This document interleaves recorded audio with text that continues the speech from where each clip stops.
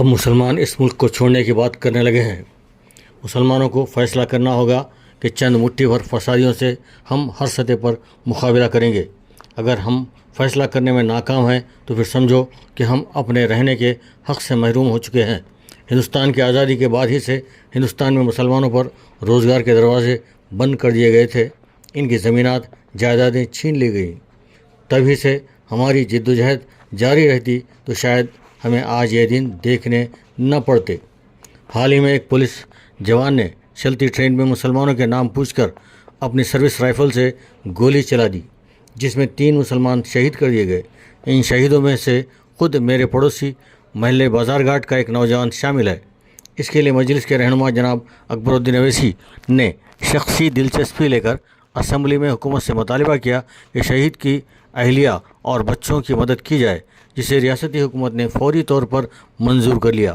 شہید کی اہلیہ کو سرکاری ملازمت اور ایک سرکاری ڈبل بیڈ روم مکان اور تینوں بچوں کے نام پر فی کس 2 لاکھ روپے اکاؤنٹ میں جمع کرنے کے احکامات جاری کر دیے گئے، اور خود مجلس پارٹی نے فی کس 1 لاکھ روپے کی مدد فراہم کی۔ خیر، شہید کے اہل خانہ کو زندگی گزارنے کے لیے آسانی تو ہو گئی، لیکن ان بچوں کا باپ واپس نہیں آ سکتا۔ مزید ایک شہید کے لڑکے نے کہا کہ ہم ہندوستان میں محفوظ نہیں ہیں۔ بالکل سچ کہا، مسلمان صرف آج ہی غیر محفوظ نہیں ہوئے، بلکہ آزادی کے فوری بعد سے غیر محفوظ ہوتے گئے، اور اب اس کی انتہا ہو رہی ہے۔ اب فرقہ پرست علی اعلان تقریروں میں کہتے ہیں کہ ابھی ہم تیاری کریں گے، اس کے بعد مسلمانوں کو کاٹ ڈالیں گے۔ ان کے جب بڑے بڑے جلوس نکلتے ہیں جس میں ہزاروں لوگ شامل رہتے ہیں، ان کے ہاتھوں میں ہتھیار ہوتے ہیں، تلوار اور ریوالور بھی ہوتے ہیں، جس کی وہ نمائش کر رہے ہوتے ہیں، لیکن حکمران انہیں نفرت انگیز تقاریر اور نقض امن کے لیے خطرہ کہتے ہوئے گرفتار نہیں کرتے، جبکہ مسلمان جب پرامن احتجاج کرتے ہیں اور تقاریر کرتے ہیں تو انہیں نفرت انگیز تقاریر اور نقض امن کا اندیشہ کہتے ہوئے گرفتار کر لیا جاتا ہے۔ شاہین باغ کے گرفتار شدگان آج جیلوں میں بند اور اذیتیں برداشت کر رہے ہیں۔ کہاں ہیں ہمارے وہ وکلا جو احتجاج کرنے اور گولی کھانے کی بات کرتے ہیں؟ تو کیا انہوں نے مسلمانوں کو احتجاج کرنے پر گولی کھانے اور جیلوں میں بند ہو جانے کے لیے چھوڑ دیا ہے؟ خیر، ہم اس پر مزید کہنا نہیں چاہتے۔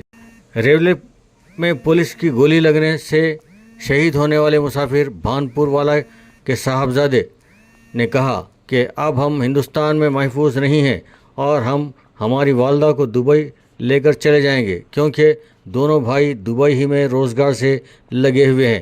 ان کا مزید کہنا تھا کہ میڈیا اور دیگر لوگ کہہ رہے ہیں کہ گولی مارنے والے کا ذہنی توازن ٹھیک نہیں تھا، تو انہوں نے سوال کیا کہ اگر ذہنی توازن ٹھیک نہیں تھا تو اس نے نام پوچھ کر صرف مسلمان داڑھی والوں ہی کو گولی کا نشانہ کیوں بنایا؟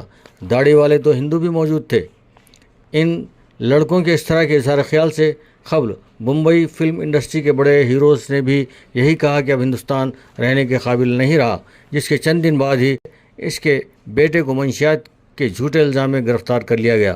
یہ ہے امن و قانون کے رکھوالوں کے کارنامے۔ ہندوستان میں ہم اللہ کے فضل سے 30 کروڑ ہیں، جب ہم 3 کروڑ بھی نہیں تھے بلکہ 30 لاکھ بھی نہیں تھے، ہندوستان پر حکمرانی کر رہے تھے۔